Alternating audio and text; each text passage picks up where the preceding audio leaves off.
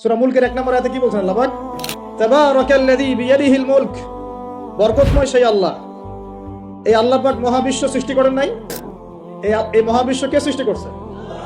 এই পুরো মহাবিশ্বে পৃথিবীর মতো কোটি কোটি কোটি কোটি গ্রহ আছে না? আছে কি নাই? এই পুরো মহাবিশ্বে কার হুকুম চলে?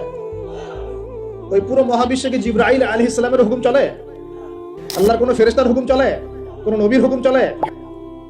তাহলে কোনো মানুষের হুকুম চলার কোনো প্রশ্ন ওঠে? পুরো মহাবিশ্বের কোটি কোটি গ্যালাক্সি, কোটি কোটি গ্রহ নক্ষত্রে আল্লাহর হুকুম চলে।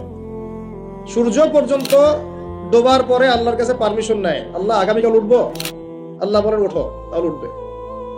একদিন আল্লাহ বলবেন না ওঠার দরকার নাই, সূর্য তখন উল্টা দিক থেকে উঠবে, পশ্চিম দিক থেকে। ওই দিন কিয়ামত হইল। যেদিন কিয়ামত হবে ওইটা হচ্ছে আল্লাহ পাকের ক্রোধের বহিঃপ্রকাশ, মানে রাগ থাকে না, যে ধৈর্য ধরতে ধরতে ধরতে ধরতে এক সময় যখন আপনার আর মানে আপনি আর পারতেছেন না, তখন একটা হাইপার হয়ে যান না মাঝে মাঝে, তখন মনে হয় আশপাশে যা আছে ভেঙে চুরে একাকার করে ফেলেন। ওই যে পৃথিবীর নিচে যে আগ্নেয়গিরিগুলো আছে, শক্তি সঞ্চার করতে করতে করতে করতে এক পর্যায়ে বিস্ফোরিত হয়ে যায়, তখন আর পৃথিবীবাসীর তো কোনো হুঁশ, তখন আর উপায় থাকে না। তো এরকম কিয়ামতের দিনটা হচ্ছে আল্লাহ পাকের ক্রোধের বহিঃপ্রকাশ। মানে এক হুকুমেই পুরো মহাবিশ্বের সব গ্রহ ধ্বংস হয়ে যায়, এক হুকুমে। তো এই পুরো মহাবিশ্বে আল্লাহ ছাড়া কারো হুকুম চলে? আল্লাহ সেটাই বলছেন, তাবারাকাল্লাযী বিয়াদিহিল মুলক, বরকতময় সেই আল্লাহ যার হাতে সমস্ত ক্ষমতা। যার হাতে কি ভাই? মুলক মানে কি? রাজত্ব। এখনকার তোমরা যারা পলিটিক্যাল সায়েন্স পড়াও, তোমাদের বা আপনাদেরকে বলছি, রাজত্ব মানে কি? রাজত্বের ইংরেজি প্রতিশব্দ কি? সভরেন্টি। মানে বলেন, সভরেন্টি মানে কি? সার্বভৌমত্ব। মানে কি? সার্বভৌমত্ব। আল্লাহ পাক বলছেন মহাবিশ্বের সার্বভৌমত্ব আমার হাতে। সুবহানাল্লাহ। কার হাতে? মহাবিশ্বের সার্বভৌমত্ব কার হাতে? সভরেন্টি কার হাতে? দুনিয়াতে এই সভরেন্টি সার্বভৌমত্ব মানুষের হাতে। বুঝেন নাই মনে? এই দুনিয়াতে সভরেন্টি, মুলক, সার্বভৌমত্ব এখন আল্লাহর হাতে নাই, মানুষের হাতে। মানুষ যা মনে করে তাই চালায়। এখন আল্লাহ পাকের বিধান, আল্লাহ রাসূল এগুলো। তো এটা হচ্ছে সবচেয়ে বড় শিরক সারা বিশ্বের।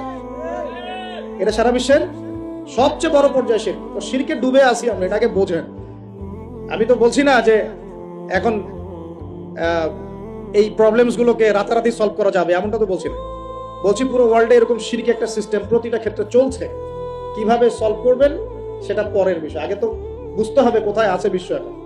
তো আমরা দেখলাম যে বড় বড় সেক্টর যেগুলো একটা বিশ্বের, ধর্ম, সংস্কৃতি, অর্থনীতি, জিওপলিটিক্স এবং পরিবার তো আছেই, পাশাপাশি আমাদের এই ওয়ার্ল্ড অ্যাফেয়ার্স, এই প্রতিটা ক্ষেত্রে আল্লাহ পাকের তাওহীদকে পাশ কাটিয়ে মানুষের মন গড়া বিধান দিয়ে চলানো হচ্ছে কিনা? হচ্ছে কিনা? বুঝতে পারছেন না মনে কথা? সুদ কি মানুষের বিধান না আল্লাহর বিধান? বলেন, আরো খোলামেলা বলি, সুদ কি মানুষের বিধান না আল্লাহর বিধান? মদ কি মানুষের বিধান না আল্লাহর বিধান? মদ খাওয়া যাবে? মদ খাওয়া যাবে?